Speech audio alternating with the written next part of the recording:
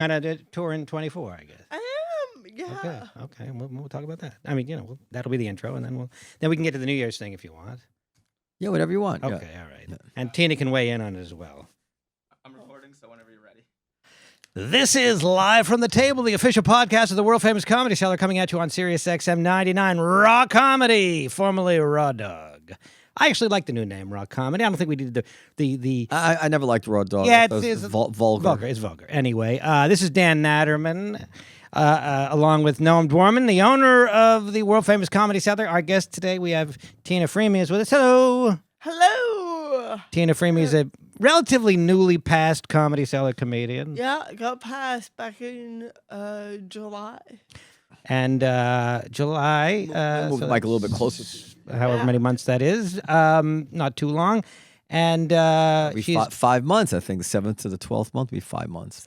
She's going out on tour in 24. Do you have a name for your tour? What kind of? We've been calling it the something very particular tour.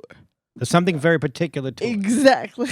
Okay. So, for lack of a better. People name their tours. I just have sort of a rolling. I don't have a tour per se. I just perform, and it's sort of a rolling tour. But I don't do a lot of clubs, as you know, because anxiety's gotten the better of me, and I prefer to do one night and get the hell out of there.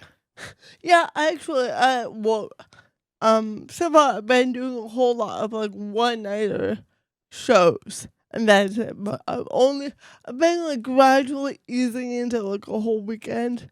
But I don't know, something romantic about like the one and then out, like one night only. Well, that's all I can handle emotionally. Although I may be going back on cruise ships because there's this new deal where we only have to do 2 nights and then you can get off the ship, and the pay is pretty good. So. Oh, I don't know. How did they get you off of a helicopter? No, on a port. Like you go in at one port and you get off at the other. I was on a tour. I was on a cruise ship one time. Like 15 years ago with my father, and Pat Sajak was there, from Wheel of Fortune. He was there with his girlfriend. Just as he was a guest. As a guest, okay. Yeah, and him and his girlfriend had a terrible fight, and a helicopter came and lifted them out. Is that really true? somewhere in. Because I've heard helicopter stories on cruise ships, but they're all apocryphal. It's like this comic, he bombed so bad but the expense would be so outrageous that the cruise ship would never do that. Now, if Pat paid for the helicopter. I guess. Am I remembering, or did they lift him from the port? But a helicopter came and took them. I don't know if they took them off the boat or took them from where we were, but a helicopter took them out. Okay, well, it's possible Pat decided to pay for a helicopter to get the fuck out of there. Yeah, they had a big fight. Anyway, before we get more in depth... At the roulette wheel, ironically. Okay, well, she blew on the dice and didn't do it right. Before we get into more on Tina Friml, I have a New Year's conundrum. You remember Mark Yosef? He's the owner of they're calling it now Rodney's. Oh, the new comedy. They're reopening Dangerfields. I heard that. Yeah. So he offered me a spot there, 11:10 on New Year's Eve. It's open already? Yeah, it's going to be open New Year's Eve. That's their opening night?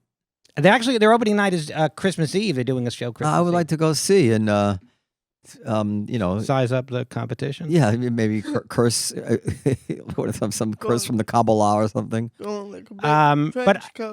Yeah, and disguise. You'll never know. So anyway, I have a spot here. So I'm doing the 11:20 at Rodney's, which is about 60th and First. But Esty gave me. I thought Esty wasn't giving it. Like, I didn't hear from her, so I figured Esty's not giving me anything on New Year's. But then Esty offered me a deal. She contacted my people and through negotiations. Everything fell behind this year on New Year's Eve. Go ahead. Okay, so I didn't know that she was going to give me anything on New Year's. So I end up getting a couple spots, including the first spot on the 10:30 show, which will, of course, start late because they always start late. So the 10:30 show. No, New Year's is pretty New Year's is more on time. So, okay, assuming it starts on time, Matt Richards does 10. Is everybody doing 10? I'm off at 10:20. It's going to be... Sorry, wait a minute. I'm off at... I get on at 10:40. I get off at 10:55. And what time is your spot there? 11:10. But they're going to be late too, probably, right? Probably, but it's stressful. Yeah, I don't think you can. I don't think you can do it then. So either I, regretfully, because I'm not going to cancel on Mark because it's a new club and and he booked me before Esty booked me, and I feel like he needs me more than you guys do. And I'm curious. That's your loyalty. And I'm curious. Well, I'm also curious. Are you out of your mind? You can replace me very easily. Well, that's true. Oh, well. And furthermore, I'm curious to go to this new club. But ideally, I'd like. Listen, you're dealing with Esty here. Well, that's why I'm talking to you because I'm Yeah, very I know. anxious already. Now, Tina, I don't know if you've ever had to switch a spot here. Never yet switched. I've had to like Cancel. cancel. And Well, then cancel's easy. It's just I'm canceling. That's it. Switching is a whole but thing. she's new and Esty loves her. well, that doesn't make it more nightmarish. Like Well, this is even worse because I have the first. Like, I cannot switch with somebody on that show, so I have to do a switch from another show. Now, there's all kinds of factors that come into play. Esty puts me on first for a reason. What reason You're that? gonna cancel on Esty on New Year's Eve. Good luck with that, Dan. Well, I'm hoping not to cancel. So I'm hoping to switch with somebody on another show, but it's complicated No, she because can't. She's not gonna let you switch with somebody on another show. It doesn't work like that. well, you're saying categorically that cannot be done. No, you'd have to cancel, and she's going to put someone else in that spot. She's not going to switch because if you speak to someone about switching before she's going to get 3 times as mad because she may not think whoever you want to switch with is appropriate for that spot. Well, can we perhaps discuss a couple of possibilities? No. So what would you suggest? Does Chris Rock want to do your spot? What I don't think. Who do so. you want to discuss? Well, I'll be on the 8 show anyway, so I will be here New Year's, but one way or the other. Maybe. Unless- Maybe she'll say, I need to get both spots But away, Dan. Jay McBride, I already. Well, I guess she's doesn't want to do it because she's on early and she doesn't want to go late. So, so the first spot, like it's got to be somebody with the first spot. Now Matt Ridgers has the first spot on the 8:30 show at the Lounge, but he's hosting my show, Boy, so it this can't be This him. is going to be a good one. McDougal Street, Ryan Reese is going first. Now that could be a nice switch, but it's McDougal Street. I'm not. I'm willing to pay. I'm willing to pay somebody to switch this spot. It's not about switching the spot, Dan. It's about the notion of canceling on Esty on New Year's Eve to go work at some club that just opened yesterday. It hasn't even opened yet. Yeah, but I can't, in good conscience, cancel. I on- understand. You can tell Esty, I can, in good conscience, cancel on this club that hasn't even opened yet. I can only, in good conscience, cancel on you, Esty, the place that I've been working Yeah, because at for years and years and years and make. yes, because most you likely. can switch me easily, Mark. Why it's a can't new they? Why club. They First can of all, switch it's you. a new club, and for that club, I'm a big deal. I think. I don't know. You'd have to talk to Mark about that. But you know, and I said I'd love to work your club. He's counting on me. You guys don't need me. He doesn't have the as of yet. And we wish him all the luck in the world going forward. But as of yet, he doesn't have the. We wish him no luck, the, Dan. the Rolodex of comedians that you have that are willing to work there. So that's why. So that's why I'm coming to you. But you're just as scared as I am. I'm scared for you. Oh, okay.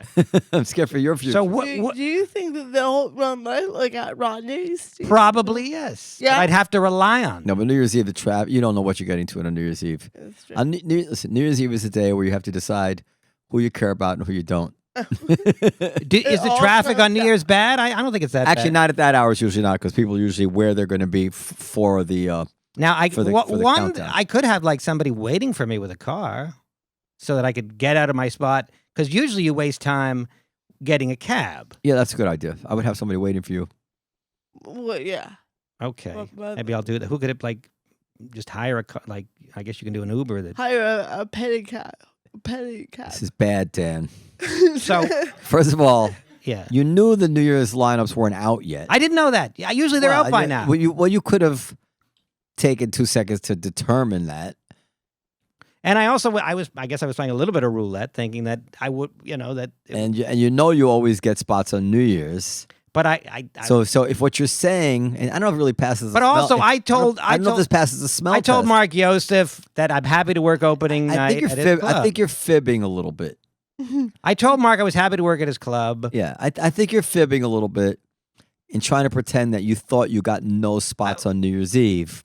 I don't think that's true. I think you had good reasons to know the spots. The lineup wasn't announced yet. It wasn't on the web page. My 10-year-old son Manny probably could have tracked this down for you if you had asked him. He would tell you, well, Dan, check the website, see if they've announced the lineups yet. Ask some of your friends. Ask if they've gotten their spots yet. There's a couple things you could have done. Be that as it may, here we are. The past is prologue.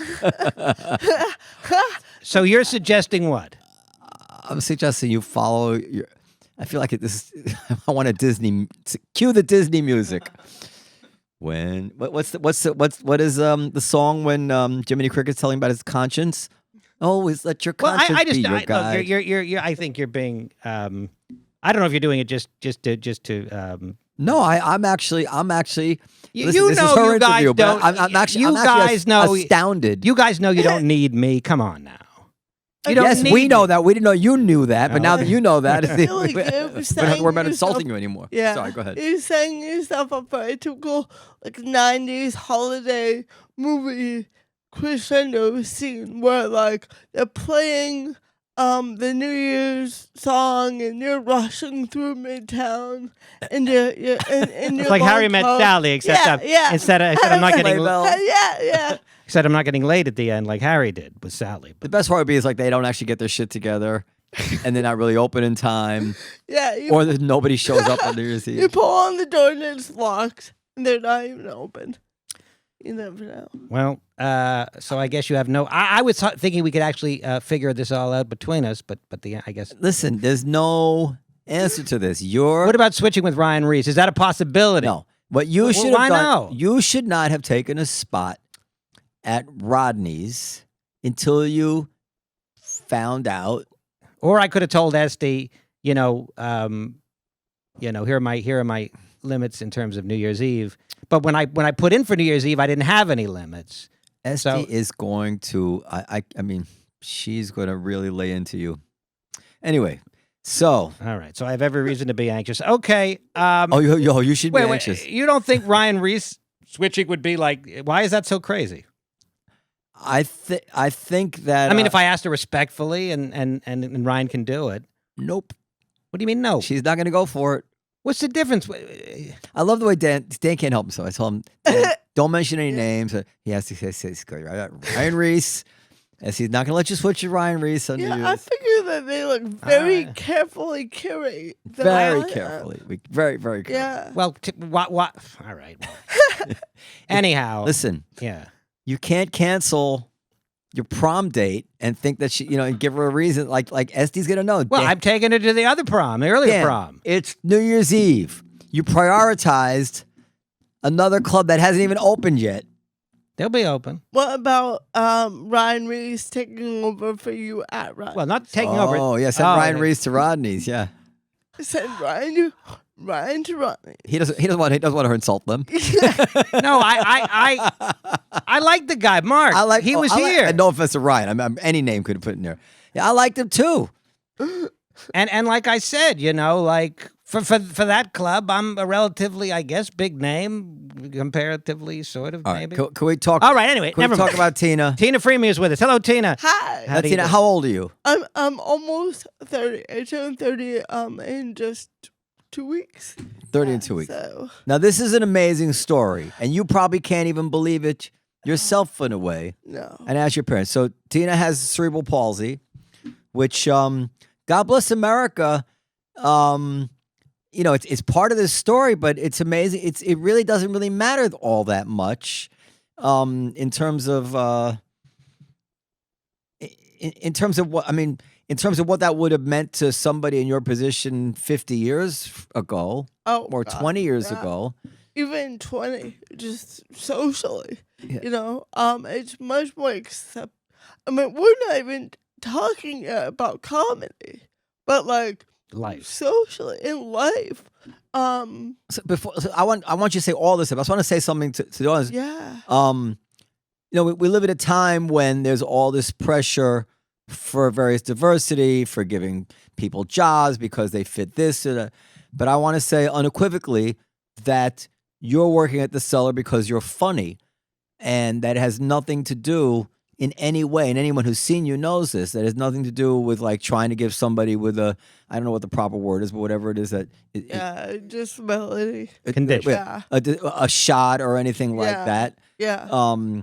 I consider myself a nice person, but I've never I've never gone for that sort of thing because I always felt it doesn't actually work.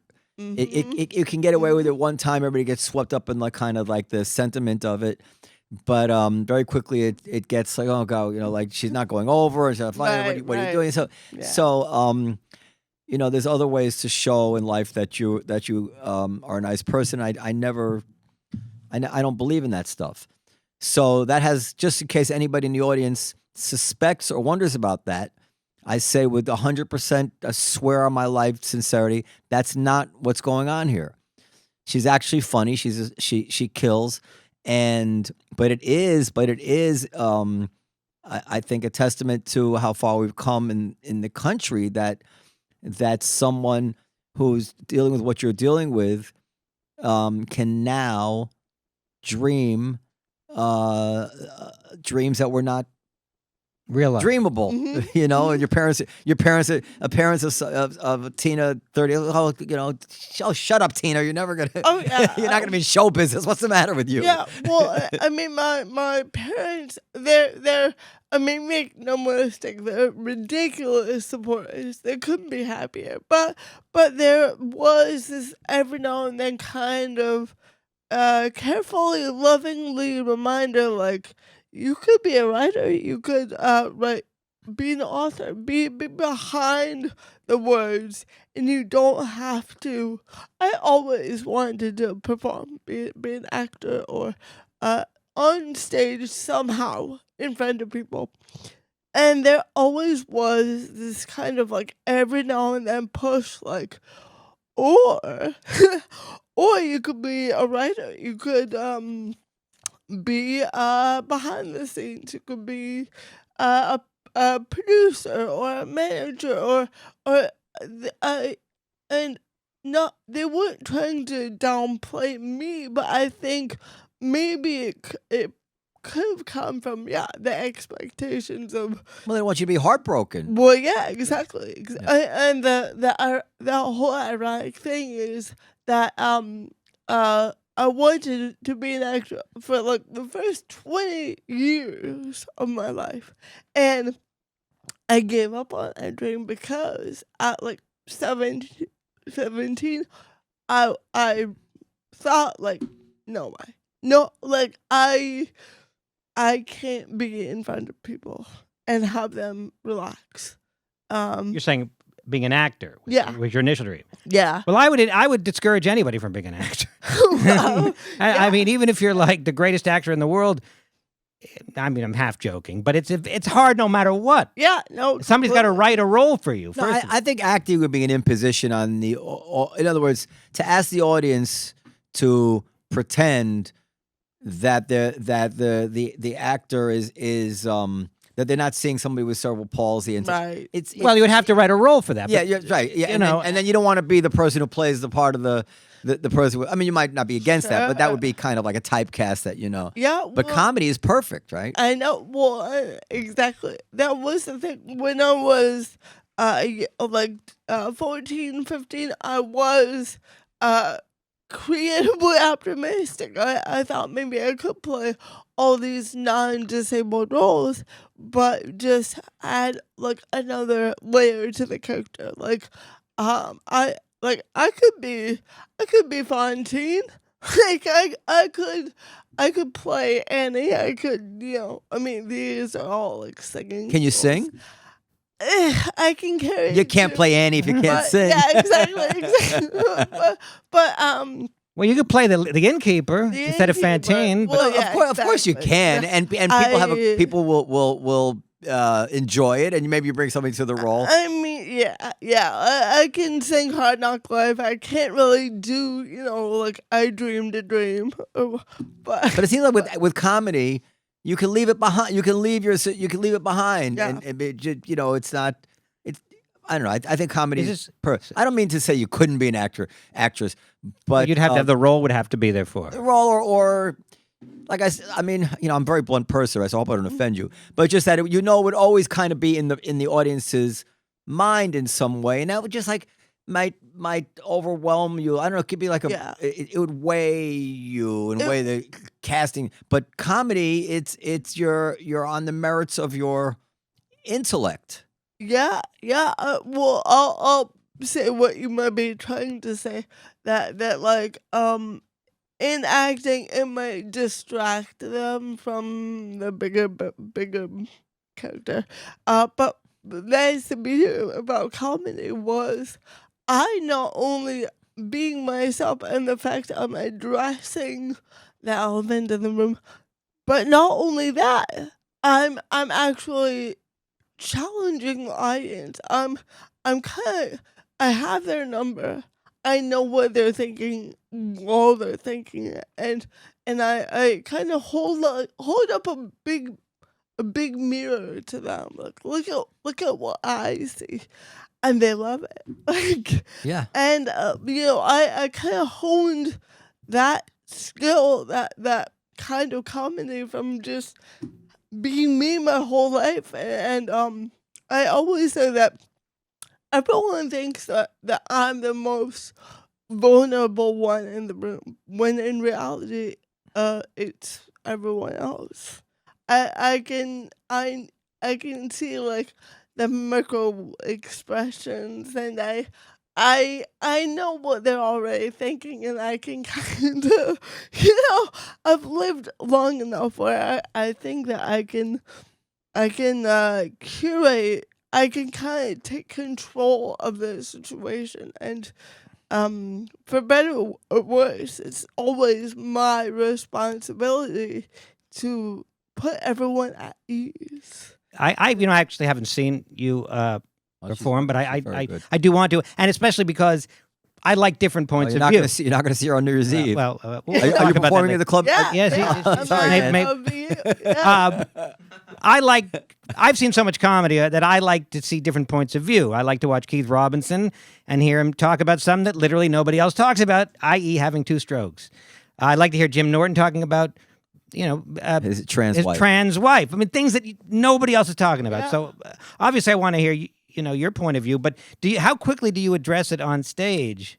Right away? Or Well, I'm playing with it. For a while, it was instantly. I would get up there right away, be like, "I'm Tina. I'm disabled. Don't worry, you're going to be okay." Lock the doors. And just immediately dog on it. But I've gotten, brave enough, where I do a joke or two. And I let it kind of like percolate. percolate. No, right. And I can see, and then I address, like, by the way, I can see your faces. Like, I can, and then after a while, there is never not that shift when I finally address it. And that is when kind of, like, the on-ramp turns into the highway, I guess. And then I go off, and then I've got all the narrative about my disability and what it means, and living in New York with what I call kind of the bisexuality of ability, in that I'm disabled and yet I can walk, I'm not inaccessible in any way, and I'm kind of what they call able passing, in that a lot of people just think I'm drunk or high, or very, very, very tired. And so once the audience is at ease, is every joke to do with this condition, or you just will talk about whatever anybody else might talk about? Yeah, I mean, the goal, the ultimate goal is to just not have to. One day I will put out a whole hour not about that. I mean, Keith, who Keith Robinson. Oh yeah. And he does jokes where he, of course, addresses his. Do you not have to compare her to Keith? Please. Well, I know. Well, because they both, that- I think that they both have.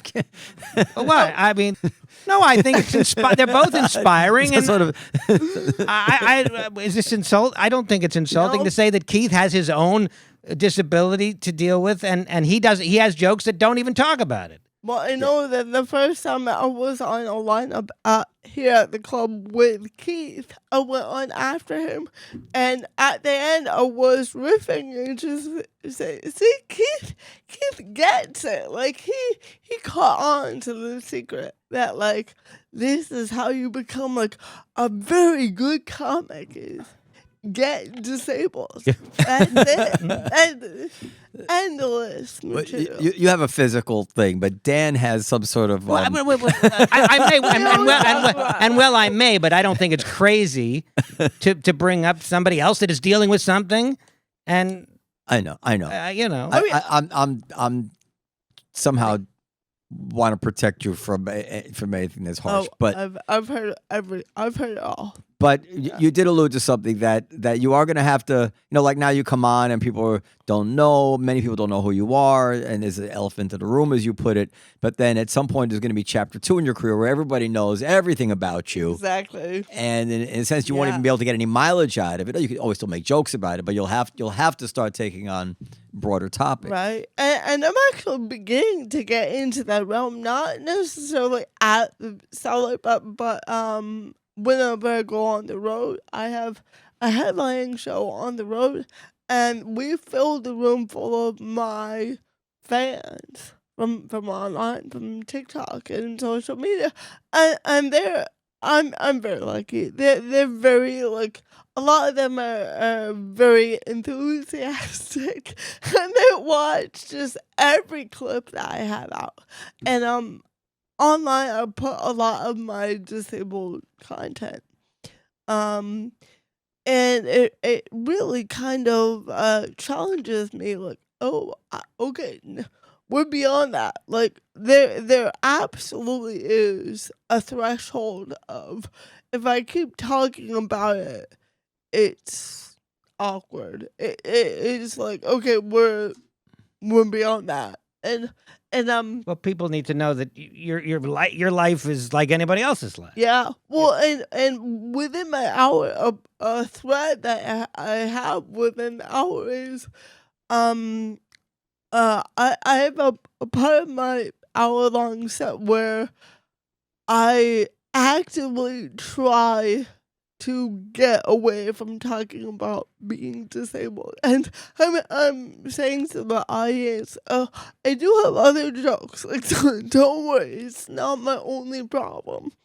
And then I go into another thing, and it like rounds back to being disabled, and I'm like, oh fuck, and that gets a laugh, and the bigger message being that like, yeah, I do have other things, while I think people are often surprised at like how crazy I am, how adventurous I am, and how much I travel and do all the wild stuff, and because they only focus on me being a disabled girl, and that's it. So, when you were a child, were you funny? Were you always making jokes as a child? Yeah, like I use humor to just kind of like diffuse. Like even as a kid, I could tell that I was there making people kind of on edge. Is this a condition that begins at birth? Yeah, well, with traumatic birth. So I had a very dramatic birth where basically like I accidentally kind of like I punched my way out my mom's old C-section scar, and I kind of got cut off from oxygen and for 20 minutes. Yeah, and somehow came back, and you have a relatively mild, like I was reading a little bit about it before you came, and from what I understand from my 10 minutes of reading, that your case is a mild case. It is. It's actually like incredibly mild. That's the weird thing about what I have, cerebral palsy, is a lot of people are affected very differently. It's like a grab bag. And I know tons of people who talk just fine, and yet they have a very, very distinct walk, or they can't walk, or they're at not all, sharp, or they're not sharp or mentally. or they're cognitively, affected, and with me, it's basically only a voice and one of my hands, Yeah. and that's it. and considering Your hands are not much. I mean, at not least- really, yeah, just if you were Jewish, no one would think twice about it. yeah, exactly. And I'm already like very animated, and I like gesticulate all the time. So people don't even know about that until, well, there are two people who really know. My nail technician, like the gal who does, I mean, she hates me. She actually, I've been going to her for 3 years. Only yesterday did I tell her I do comedy. She never asks. And I'm like, yeah, I'm at the cellar like every night. And she's like, oh, okay. Is she Korean or? Yeah. I didn't mean so to. She,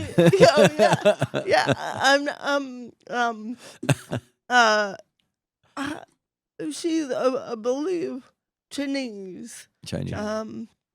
But yeah, she's just kind of like, oh, nice. Are you gonna be famous? And I'm like, maybe. Oh yeah, on the I'm Fallon on the show. Today Show. Oh, you Jimmy were on. Fallon. Yeah. You were on Fallon. Yeah. I'm gonna give Fallon one more crack. Anyway. Wait, I have a few more questions. So Yeah. so now you like this at birth, and did you have to go to a special school, or were other kids cruel to you? What was it? Was it a happy Yeah. childhood? Was it? I had a very happy childhood. Ultimately, like there was one year I went to one public high school that is notorious for bullying, and a lot of like farm kids that Where was this? in Vermont, In Vermont. in like rural Vermont. And the school itself was great, but the kids were just had the shared mindset of you're different and therefore you are other. You know, you are Children are going to be- cruel. It's this way. Yeah. And I that was the year I realized I could bite back. Like faced with that kind of like horrible self-loathing threat, I could actually get back at them, and I began to bully back, which was not good, but With a sharp tongue. yeah, but it did teach me I could riff. I could come up with like stuff, you know. But then I got transferred to a better school. That just really I don't know what the difference was. It was just the next district over, but like it had just a bigger theater scene, a more kind of like liberal arts kind of. And how old were you at this point? Oh, like 16. 16. Yeah. You know, I don't think you don't meet a lot of Vermonters. Now that I think of it. Well, Nick, the guy in my band, is from Vermont. Oh, is he? Okay, yeah. I just typically don't meet too many. Yeah. Well, It's a Vermont, small state. yeah, Vermont's only got like 60. And Bernie Sanders, but he's not even from there. He is. Well, No, he's from not Brooklyn. From Brooklyn. 60,000 people. That's it. Yeah. Oh my God, it's really tiny. Yeah. Yeah, I mean, I know people that go there to ski. You know, Six. they have houses. Oh yeah. He was. Oh yeah. You hear about that a lot, like Killington, Stowe, JP, like yeah. You hear we have a lot of like really great like resorts, and I know a lot of people A lot of guns in Vermont too. well, in one area, in what we call like the Northeast Kingdom, they're kind of like what we call the South of the North. So Bernie Sanders is always, good on good NRA Was he? rating. And then and Ben and Jerry's are from Vermont, Well, right? they're not from there either. They're not from there. No, they're from Brooklyn a lot, too. I lot of think. Jews. Now, of course, They moved up there to make ice cream. I think where, they went to where are you university. on the Palestinian? No, I'm kidding. Well, thank God you asked. I've been dying. So you're 16, and then you go to college after that. Yeah, I went to college again, still in Vermont. Like UVM? no, Green Mountain? I went to in the Burlington area to a liberal arts Catholic college, St. Michael's College. And it was great. It was small, and I partied a lot. Now, do you have trouble writing? Are you talking about your hand? No.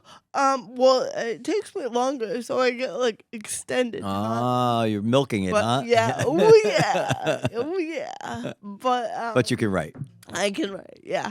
But yeah, it was just kind of like I never liked typing. Like I was a kid that like don't belittle me by saying I can type when every other kid has to write. Like,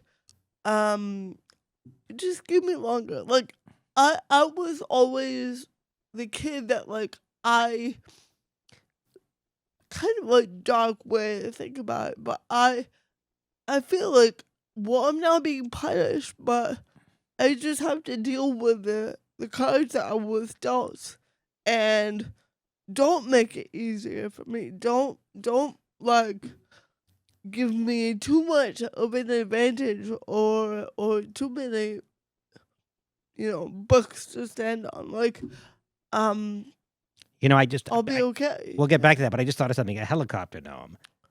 A helicopter up to the Rodney's Comedy Club. He can't help Maybe himself. not. I tell you, but see what I. Well, because I was saying that people would helicopter Yeah. to Stowe from Manhattan. Yeah, all the time. But All right, so yes, so you have to play. You have to play the hands that you're dealt in life, which is way easier to say I mean, than done. I know people who have a lot of privilege and luck and can't bear to deal the. I mean, Well, part of dealing with the hands that you're dealt is some people are just better at dealing. So that's one of the. I mean, like, she's been dealt a hand. Part of the hand you've been dealt is perhaps the ability to handle the hands that you're dealt. well, yeah, and look, Kind of a meta way of looking at it. I think that part of me knew that like I would get out into the real world and not be able to like I would have to be a person. I would need to pay my bills, write my checks either way, and I didn't want to be soft. Now you would be eligible probably for money from the government, right? If you couldn't, but you didn't want to do that. Not really. Like I don't need it. So, but I have I have had people say but still. Like, I mean, it's if anybody- yours. But- So when did you decide you wanted to do comedy, and what was your first spot like? And do you have it on video somewhere? Yes. All right. I do. So basically, like I went to college for journalism, and I realized graduating that I had no interest in being a journalist, like at all, and I kind of free fell for like half a year. It was dark. Like I really just had no idea what to do. I couldn't get a job anywhere. Like I got fired. Well, that's liberal arts for you. Well, yeah, but like even like and talk about like disability in the real world. I got fired from a job at a thrift shop because I could not count money fast enough at the end of the day, and they let me go.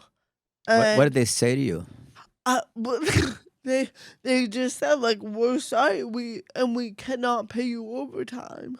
It's not legal, So- by the way. I don't think. Yeah, no, like I learned quickly after, like the second person I told that to, they're like, what? They have to make some accommodation for you. Yeah, and it was only like a week after they hired me, and I was 22 and didn't know anything about all that, and I just took it as a massive loss, like, oh god, and I know that right around that time I got really, really into British comedy, and panel shows, and that's how I got into stand up.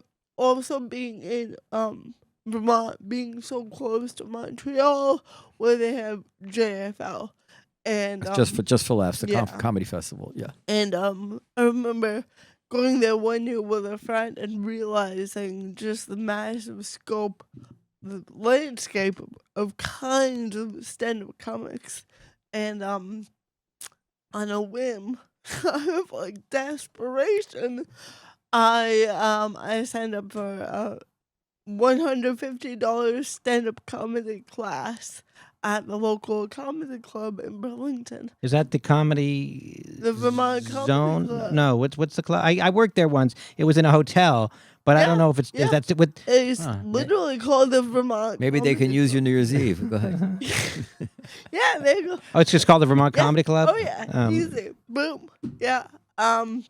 It's great, fabulous new club, Oh. and It's not the one I was at. and yeah, they offered like a kind of what I call like a bucket list, a class where like every other person in that was not an aspiring comic. Mhm. They just wanted to like try it. And then at the end of it, they have kind of like a recital for all your friends and all the family together, and like no matter if you are funny or not, like you're doing something brave, and they're there to like and I remember that my parents came to that one, and This is your first performance, ever, and your yeah. parents came to it. Yeah. Oh yeah. Well, because they didn't even have like a driver's license Oh, that at that point. They had to. So, and I remember we got pizza around the corner after, and like my dad was just sitting at the bar, like staring in front of him into nothing, saying, "Oh my god, that was actually good." Oh, that's sweet. I was like, thanks, Dad. Thank you. But no, I mean, he was like, he said that he was sitting there just hoping I would do okay, hoping I would get like some. Well, a lot of people, like when they see their friends doing comedy, they're more nervous than the comic. Yeah. Because it's like it's going to be awkward if it sucks. But a parent Well, I don't know wants anything to about. I don't know anything about that. a parent wants to protect their child at all costs. Yeah, And a child with I don't have it, but I can imagine a child who has a disability. You don't want to see her crushed. She's been crushed enough times in her life. She doesn't need to be crushed now, right? Yeah. So I can see it. But you also don't want to tell her she can't do it. Exactly. And then she did it, and she succeeded. Yeah, and So like that's an emotional thing. I was 22. I was just kind of like, what? Like, they can't tell me not to do it. Right. But I remember when I began to take that class, I was so embarrassed that I was trying comedy because I knew they would be skeptical. I was so embarrassed that I actually said that I'm taking a stand-up comedy history class. Where yeah, I go to the club every Tuesday night and I learn about comedy. I learn about the greats. You didn't have the nerve to tell them you actually thought you could do this. Yeah. And then like a week or two before the rehearsal or the recital, the show, I said, yeah, by the way, like, so there's another element to this. But you were the only one in the class, you said, that actually wanted to be a stand-up comic. Yeah. The others were there for just to meet people or It's an a bucket activity. list, like to Yeah, to well, try something they never even- tried. I think that's 90% of people that take comedy classes in general. Even back then, I was kind of like, let's see how this goes. My big goal was to be like a regular comic in Burlington, Vermont, like do all the bar shows. And I actually began to get booked before I even graduated that class. Like, the assistant teacher to that class was a great comic, Kendall Farrell, who is out here in New York now. And he ran a bar show, and he said, "Hey, come do 5. There's something here that I want to bring to my show." Do you think that, I mean, a lot of, we've discussed this on this show, a lot of people are skeptical about comedy classes. I've always felt, I don't know that you can teach it, but it creates a warm environment in which to try it. I think Is that how you feel about it? yeah, I don't remember a single thing that I learned from that class. No offense. Because I could also say, I could say the same thing about the University of Pennsylvania. Yeah, but it gave me what I needed. It gave me a completely safe space Right. to just try, to really just go for it, and without the anxiety and the dread of it, I could actually figure out what I want to say in my voice, and it was there that I began to talk about being disabled and realizing like that, that's the thing that people want you. Like if I got up there and said nothing about being disabled, people would be very frustrated. They would be like, okay, we don't need to hear about coffee. Like, but it really was that like, the minute that I began to address it, it was just this icebreaker, like shattering. What about in the real world? You meet somebody. Do you feel the same way that you need to address it? You can't really though. Like you can't just be like say to a barista. Well, maybe not a barista, but I don't know. Yeah. If you're, I don't know if you're on Tinder or Bumble or any of those sites or. Yeah, I mean, I used to be. I have a boyfriend now, but like when I was, that was a big thing. Yeah, that was like, when do you say? And I actually got burned by that. Where for a while I had, I think, Bumble, and I didn't say it anywhere on my profile. I experimented with like not saying it on the profile, but saying it in like the chat conversations. One time I experimented with not saying it at all and then meeting them. And yeah, That's and, brave. like, yeah, and that came with I mean, just how you think like some guys were like, okay. But a lot were like, oh no. Was anybody not nice? Not rude, but like, I mean, I did have people that like the minute that I said it to them over text, they ghosted you? Ghosted me. Like no. What are you gonna do? Right. This is. I suppose that's. Well, yeah. Are you used to that? I mean, that's the way it is, right? I don't like. I no longer hold it against people. I remember like when I was young, and it all came from insecurity and all that stuff. But I did really hold it against men for like, oh, they won't even give me a chance. But I mean, and this is really the way men are. Women are much better at yeah, they're maybe a little bit more flexible, open-minded, because they might be looking for like a deeper criteria. Well, I mean, but by that I mean like they might be kind of needing to look more inward for the things that they need. But again, like, what But you have a boyfriend, yeah, I do. and that's all you need is one. Yeah. Well, like my dad said about jobs, you only need one. Yeah. But but like that's the thing. I always say that like it's not that I like people that are bothered by my disability. Fuck them. But People. I want to say something. I don't want to defend the guys, but because we had this very conversation, I guess a week before last with John Haidt. The thing is that dating apps are even worse than what you're describing because in real life, people meet each other and they get to know each other and then they fall in love, whatever it is. So it's you can take to someone in a much less superficial way. Yeah.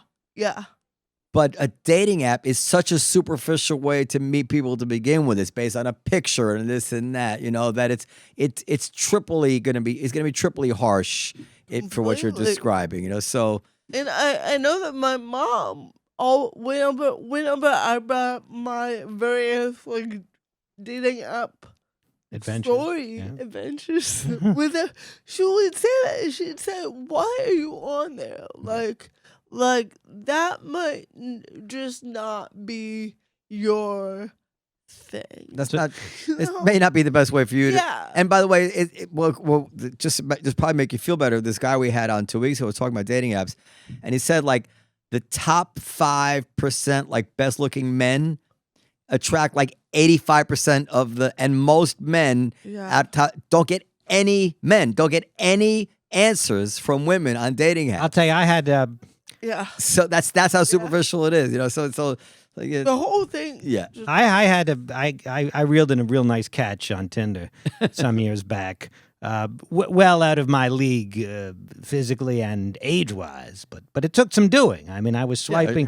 There was literally, I Her think. friends dared her. Well, that's fine if that's the case. I don't think it was, but it was years in the making. I mean, a lot of swiping and a lot of chatting, before I got. So on Twitter, you like something by accident. Does that happen? Anyway. I don't think so. Yeah, you accidentally give them like a super like or something. we're almost out of time. I have one more question. So, comedians all seem to have this urge. They're like, it's not narcissism. I don't know what the word is. It's exhibitionism. It's this compulsion to be on stage. Oh yeah. And this is obviously you have this same trait that they all have, right? Yeah. Like you're just dying to be on stage. Oh yeah. Completely. So what is it? Well, talk about that. What does it make you think of? I think it's almost like kinks. It is like how you get your kinks a lot from like your trauma or your life struggles or your outlook, and not all of them, but sometimes. And I think that like I always knew that I was different, and I leaned. I didn't want to be different, but I always did want to be like the noticed one. I wanted to make an impression on people in one way or another. And I don't know, the funny thing is now, like every now and then I'll get a comment or a message online say of someone that does not love what I do and calls it kind of exhibitionism or kind of exploitation of myself somehow. And I mean I get what They mean. criticize you. Who criticizes you? For Oh, that? people on the internet. Are these other people who might have cerebral palsy or the I don't know. They never. I wonder about that. Like, I wonder if there were other people that just kind of like had disabilities and they were personally offended or not. Like, if I bet anything, I bet not. But people that just kind of almost like when I hear the word exploitation, I think of like a sideshow, like a freak show, like back in the day. That you take your difference and you make money. You show off. And now what kind of asshole like, why would they all of the anonymous like they just find you online, then they just share that with you, like they think it's a nice thing to do? And I think that it's like it goes hand in hand with they don't find my jokes funny. All Like right. they can't laugh. Like I do get more frequently than that. I will now and then read a comment like, I cannot laugh at this. Like, What I about can't do it. comments of people that are saying you inspire me? I have this disability or something about this that is different, and you've inspired me. I assume you get those as well. all the time. I mean, I'm Why is Noam giggling? I'm laughing because Joe Mackey has that whole routine. You know Joe Mackey, where he gets them because people think he's Oh, got autism. All right. He said, but I Yeah. don't have autism. yeah. Well, I used to get the word MS. That a lot of people will think I had MS. And I do relate to them in some context, but I wanted to make sure I was not becoming a spokesperson for something I didn't have. But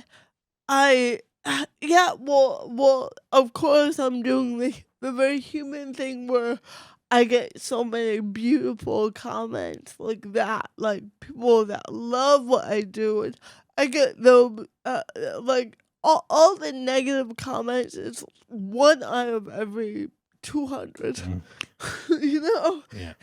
But of course the eye goes zoop like right to it. Right to the negative What comments. do they mean by that? Yeah. But Well, at least you're not Jewish. They don't.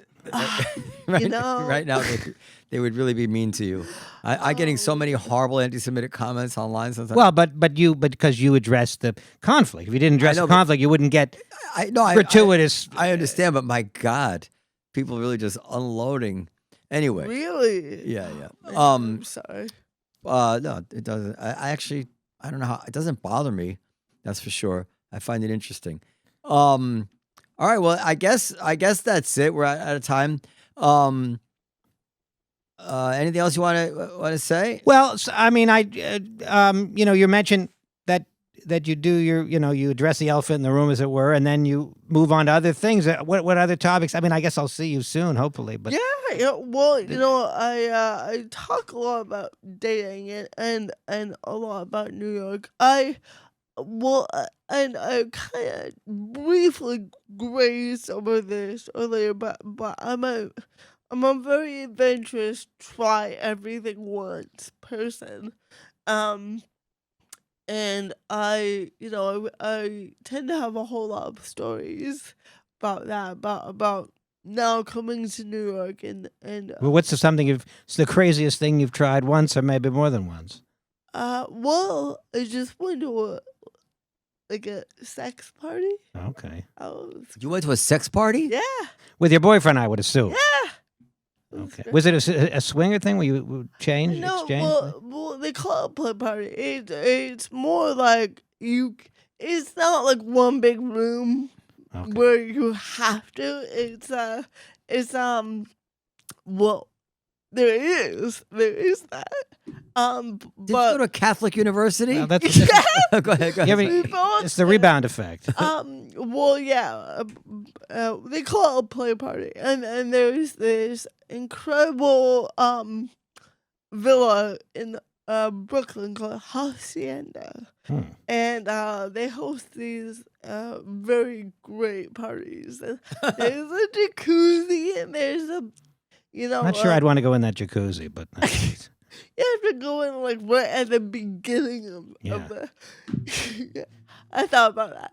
but they hire like a professional chef to like come in and make this delicious meal in the middle of it, and you just kind of like hop around and do the thing, and then So go you can eat. either just be with your boyfriend or you can be with somebody else if you choose. Yeah.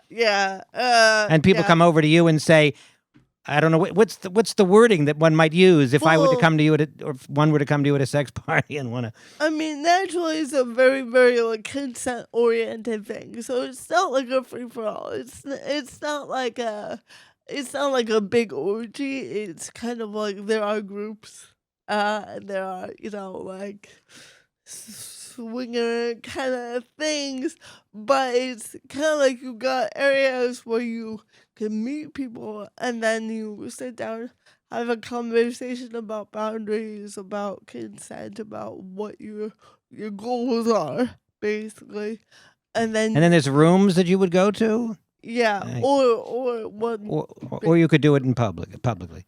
That's interesting. And can anybody go to this, or do you have to get vetted prior? Vetted. Okay. Yeah, they're actually very, very great about that. They're very hyper aware of who's in their house and who's not. So it's the most safe I've ever felt, like ever, in New York. Would you recommend At this to the a sex party. couple that's been married a number of years, living in the suburbs that Oh, might yeah. want something Well, something new and interesting? I'm looking at Noam. Right? The demographic was like late 20s, early 30s. Although there were people like in their 50s. Okay, all right. I don't. don't Wasn't know. asking for me. I was wondering, maybe no. And my wife would never sign off on that. Yeah. No. Yeah, I don't know, and it took me a long time to do it. Well, I never done it, but like I just went there to. I didn't even know if I would do This it. was at your urging, or your boyfriend brought it up. Well, it was I wanted to do it. Okay. But like it took me months of like I knew about it and I heard great things. And they also host a naked comedy show every month, which okay. is great. You did that too? No, I didn't. Well, you tried anything once. Oh, She's well. I have my limits. I would never, I don't think I would ever do that because I'd be nervous about cameras and. What about going to a sex party and seeing someone you know? Oh, that happened. I got recognized It's like, there, and yeah. is it Todd Barry? Huh? Todd Barry? All right, we have to wrap it up. On that note, Well, that was an instructive discussion, Yeah. and I think, very enlightening discussion. Yeah. Too bad you're not going to be here on New Year's Eve. Well, Dan. like I said, I do have a spot at 8:30, but you're saying that might get revoked. Maybe the move is to have a car waiting for me, and then Did they keep the insides the same as it was? I don't know. I'll let you know. All right. Yeah, I'll let you know. So podcast at comedyseller.com. Tina Friml is on tour, so Google her. Noam doesn't like it when we give out like Twitter handles. He's like, just Google it anyway. So who gives a shit, And I guess he's got a point. So it's TinaFrimi. oh, almost FRIML, if you can believe it. Wow, Yeah, that makes no sense whatsoever. it's Czech. Okay, It's Czech. okay. I mean, usually when people come over, they they change it to make it a little bit easier. But No, I mean, I've had people look at my FRIML name and look at me and say, "Don't you have it hard enough?" Like, but no, yeah. is that one of your jokes, or did somebody actually said that, or both? Someone- Someone said that, and it could be one of your jokes. Yeah, it Well, could be. But yeah, someone said that. A host said that to me. All right, we'll see Tina at the Comedy Cellar this New Year's Eve.